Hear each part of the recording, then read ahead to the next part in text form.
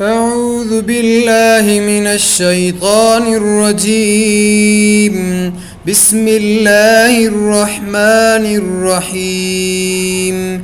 يا أيها الناس اتقوا ربكم الذي خلقكم من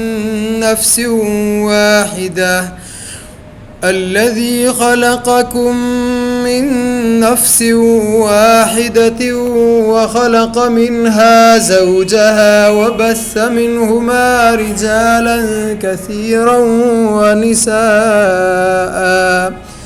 واتقوا الله الذي تساءلون به والأرحام، إن الله كان عليكم رقيبا.